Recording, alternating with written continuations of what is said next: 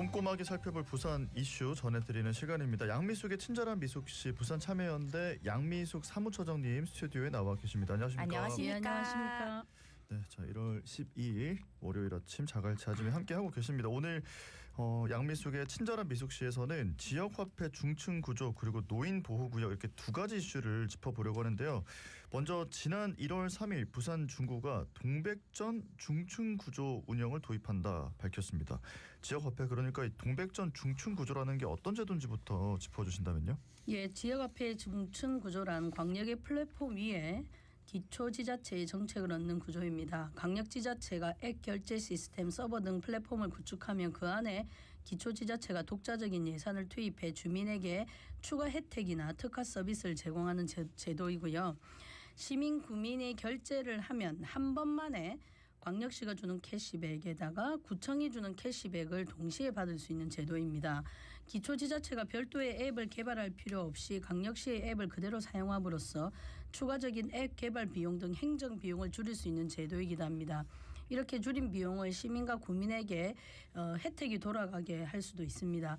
또한 시스템은 공유하지만 각 구청은 자기 지역의 특성에 맞는 가맹점 모집, 추가 혜택 설정, 기부 서비스 등을 독자적으로 수행함으로써 정책의 자율성을 살릴 수 있는 제도이기도 합니다. 예, 지역화폐 중층 구조는 결국 행정 비용도 절감하면서 시민에게 더 많은 혜택이 돌아가는 제도인 것 같은데, 요 지역화폐 제도 도입이 수년이 지났는데 부산 중구가 처음으로 도입한 겁니까? 중구청이 2026년 3월 전 중구 지역 동백전 가맹점에서 동백전을 결제할 시 추가로 3%의 인센티브를 지급하는 방안은 엄격하게 말하면 중층 구조라고 보기 힘듭니다. 네. 중층 구조가 되기 위해서는 하나의 시스템을 사용하고 인센티브의 통합 관리가 돼야 하지만 중구에서 추진하겠다는 것은 중구 내에서 동백전으로 결제하면 중구가 별도의 인센티브를 주는 사업입니다. 네. 동백전을 가진 시민이나 중구민이 동백전으로 결제할 경우 다른 구에 비해 혜택을 받을 수 있다는 장점은 있지만 하나의 지역화폐 시스템에서 벌어지는 일은 아니라는 것입니다. 이와 유사한 사업이 이미 2021년 12월 24일 수영구와 북구에서 골목 특화 카드 사업도 있었습니다. 해당 골목 특화 사업은 수영구와 북구에 소재한 동백전 가맹점 216곳의 이용 시 최대 17%의 캐시백을 지급했던 사업인데요. 네. 동백전이 그 당시는 10%의 캐시백이 주어졌었거든요. 그리고 골목 특화 가맹점 캐시백이 5% 그리고 해당 가맹점 선할인 2%를 지급을 함으로써 최대 17%의 인센티브 즉 캐시백을 지원한 사업으로 한시적으로 운행되기도 했습니다. 이를 계기로 부산에서 지역화폐 중층 구조가 도입될 수 있을 것이라고 기대도 했지만 일시적으로 추진되고 중단되고 말았습니다. 네, 지역화폐 중층 구조라는 게 약간은 복잡하게 느껴지실 수도 있을 것 같은데 인천시가 이 중층 구조를 성공적으로 도입한 시도로 이야기가 되고 있지 않습니까? 좀 예를 들어서 설명해 주신다면요. 예, 인천시가 국내에서 가장 먼저 중층 구조를 도입했고요. 인천의 경우 강력과 기초의 인센티브를 통합하여 관리할 수 있는 시스템을 먼저 구축했습니다. 인천시 산하의 서구 연수구 등 별도의 앱을 만들지 않고 인천 이음 플랫폼 안에서 각 구의 브랜드를 내건 사업을 진행했었고요. 각 구는 별도 플랫폼 구축 비용을 아끼고 그 예산을 주민 혜택 즉 추가 인센티브로 돌릴 수 있었습니다. 또한 각 구별로 배달 사업, 지역 내 기부 사업 등 구별 특성에 맞는 정책을 성공적으로 추진해 왔다는 평가가 있습니다. 또한 사용자는 하나의 카드나 하나의 앱으로 시와 구의 혜택을 모두 누리며 지역 화폐 활성화에 이제 여러 개를 하게 되면 좀 번거롭지 않습니까? 네네. 하나로 모든 것이 다 되니까 인천 시민들이 지역 화폐를 많이 쓸 수 있겠죠. 코로나 시기에 인천이 특별히 이제 이 지역 화폐가 활성화되면서 지역 상권이 그나마 좀 죽지 않고 활성화되었다는 그런 평가를 받고 있기도 합니다. 예. 네. 부산에도 남구와 동구가 지역 화폐가 있는데 부산시의 동백전과 연계돼 있지 않습니까? 네, 연계되어 있지 않습니다. 일단 부산에서 가장 먼저 지역화폐가 도입된 곳이 부산 동구입니다. 네네. 이바구페이고요. 남구의 오륙도페이 등 기초지자체 지역화폐 카드가 있지만 동백전과 분리된 별도의 자체 캐시백을 제공하고 있어 인천시와 같은 인센티브 시너지 효과는 발생하지 않고 있습니다. 거기다 국비 지원은 기초는 받지 못해 기초지자체 자체 예산만으로 인센티브를 주고 있고 국비 지원은 부산시만 받음으로써 기초지자체는 인센티브 부담을 가질 수밖에 없는 구조입니다. 이렇다 보니 부산시와 각 구에서 시스템을 개발하고 운영하는 비용이 별도로 들어간다는 점, 그리고 부산시가 발행하는 지역화폐인 동백전이 해운대구와 부산시의 사용량이 많아 다른 구에서는 지역화폐를 통한 지역 소비 활성화의 혜택이 크지 않다는 단점이 있습니다. 그러니까 행정적인 비용, 그다음에 재정적인 비용이 들어간다는 점이랑 지역화폐, 부산시 지역화폐 대부분 다 가지고 계시잖아요. 근데 이게 어느 구에서 쓰면 더 혜택이 많고 이렇게 안 된다는 겁니다. 또 이후에 제가 한번 다시 설명드리겠지만 그렇다 보니 좀 상권이 활성화되어 있는 오히려 그러니까 비교해서 해운대구와 부산 진구가 다른 지역보다 상권이 활성화되어 있는데 이곳에 오히려 또 지역화폐가 더 많이 사용되어서 지역적으로 또 부산 내에서 또 차별이 이루어지고 있다는 겁니다. 통합관리 시스템을 통한 중층구조를 도입하면 이렇게 됩니다. 예를 들어 강력과 기초가 합쳐서 사용한도 내에 10%의 인센티브를 주면 강력이 7, 기초가 3을 부담하게 되거든요. 그럼 동구에서 지역화폐를 발급받은 구민의 경우 동구에서 쓰면 10%를 다 받게 되는 겁니다. 그리고 다른 구에서 쓰면 동구가 주는 혜택을 못 받게 되지 않습니까? 네네. 그러면 7%의 인센티브만 받게 되는데 그러면 시민들이 어디서 쓰려고 하겠습니까? 자기가 발급받은 구에서 쓰려고 하는 거죠. 네네. 그러면 동구 주민이니까 당연히 동구에서 많이 쓰고 사화구에서 발급받은 주민들은 사화구에서 네. 10%를 다 받을 수 있게 되는 거 아니겠습니까? 그러니 이제 동구나 여타 지자체에서 많이 쓰게 되고 동구 지역의 상권이 통합 관리 전보다 활성화될 수 있다는 겁니다. 이렇게 되면 동구 지역 상점에서도 별도의 인센티브를 제공해 다시 동구 지역으로 소비를 유인하는 효과를 거둘 수 있다는 겁니다. 제 설명이 좀 뭐 어렵지 않은가 모르겠습니다. 그러니까 동구에서 발급받은 사람들은 사하구에 가면 7%만 받게 되는 거예요. 네네. 인천 같은 경우는 직장하고 지역에서 2개를 받을 수 있거든요. 그러니까 인천은 뭐 5개의 구가 있다면 네. 2개의 구 말고 3개의 구에서 쓰게 되면 정책적으로 10%의 이제 인센티브를 주면 네네. 7%만 받을 수 있는 거죠. 근데 자기가 사는 주거지가 돼 있는 곳과 직장이 돼 있는 곳은 10%를 다 받게 됩니다. 그럼 어디 가서 쓰려고 하겠습니까? 아무래도 자기가 발급받은 네. 곳에 가서 쓰게 되는 거죠. 근데 모든 인천 시민들이 한 구에서 사는 건 아니잖아요. 네네. 그러니까 골고루 구별로 쓰게 되는데 지금 그런 중층 구조가 없으니까 그냥 오히려 더 상권이 활성화돼 있고 이런 곳에 가서 오히려 더 많이 쓰면서 저희 지역 앞에 통계를 보면 해운대구와 부산 진구에서 가장 많이 사용되고 있다는 겁니다. 그러니까 지역 앞에 제도가 활성화된다 하더라도 사하구나 영도구 이런 데서는 그렇게 큰 혜택을 못 보는 거예요. 그러니까 상인들도 이게 지역 앞에가 자기들한테 도움이 되나 이런 생각을 하는데 만약에 중층 구조가 된다면 네.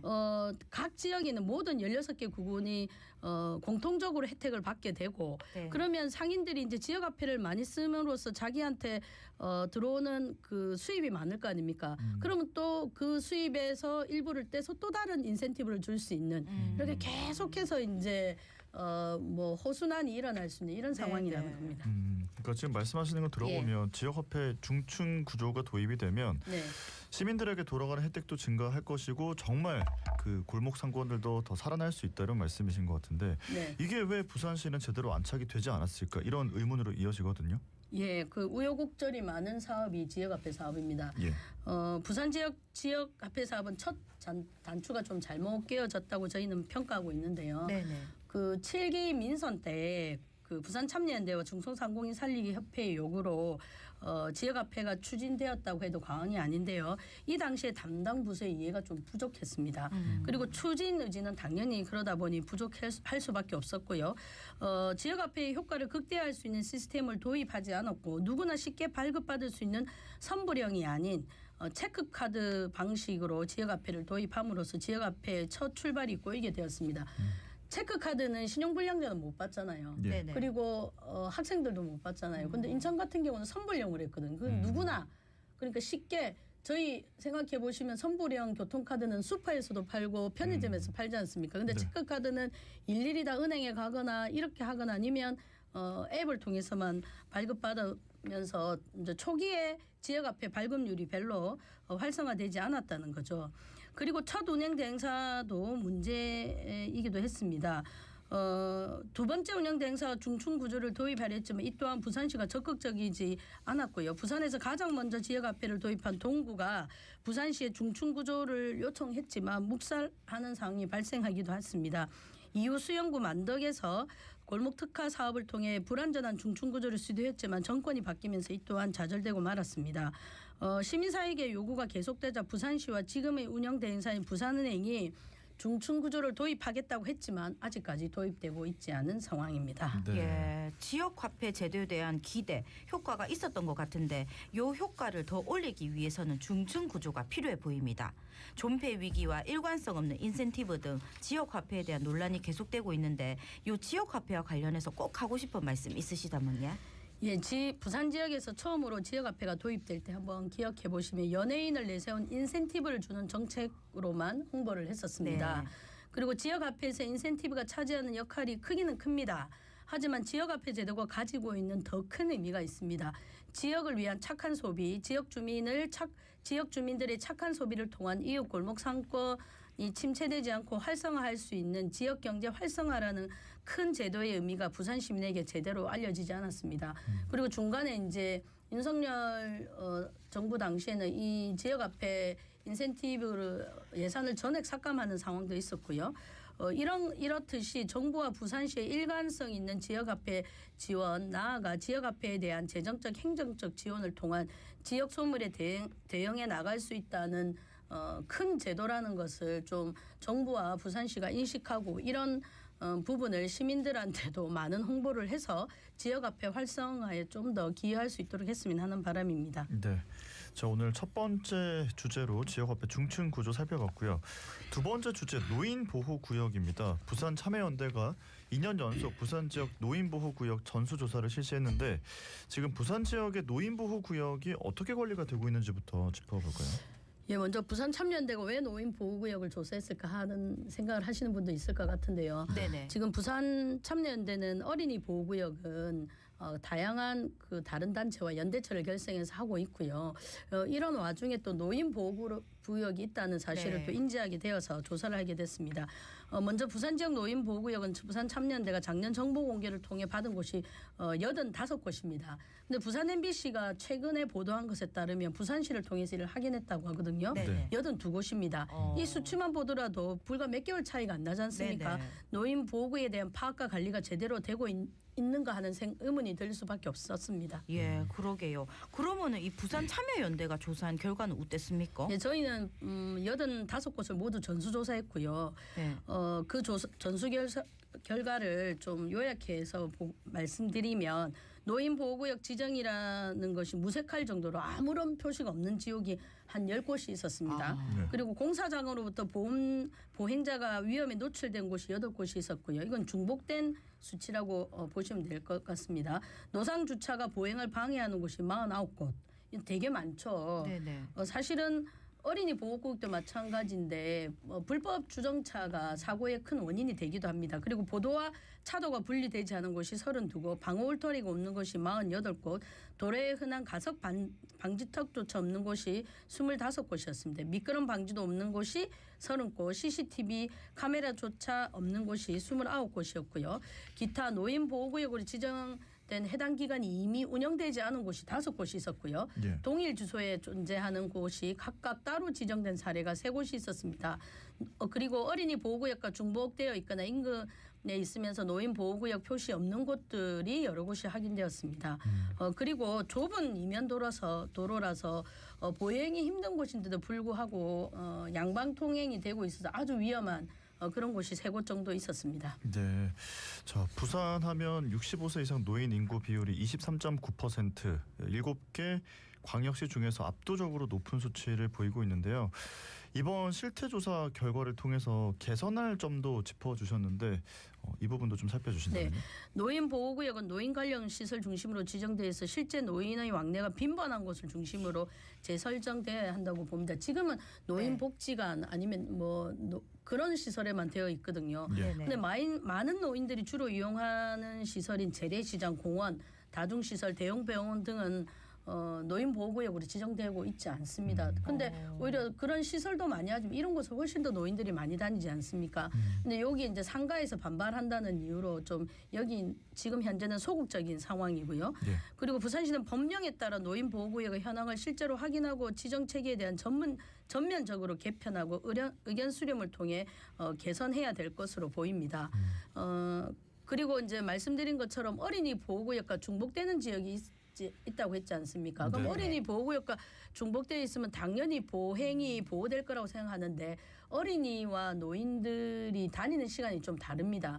그러면 이제 운전자들도 어린이 보호구역이라면 어린이들의 등하교만 좀 신경을 쓰지 않습니까? 근데 노인 보호구역이 표시됨으로써 노인들이 다니는 시간에도 이곳에서 좀 안전 운행을 한다든가 이런 조치가 좀 필요해 보이고요. 예. 그리고 저희가 또 이제 그 우수한 사례도 있었거든요. 남구의 목골시장 내 이면도로와 같은 곳은 모범 사례라고 보였고요. 네네. 이런 곳이 좀 확대될 필요가 있다라는 그런 제안을 부산시와 경찰청 그리고 각 구군에 좀 드렸습니다. 네, 그렇군요.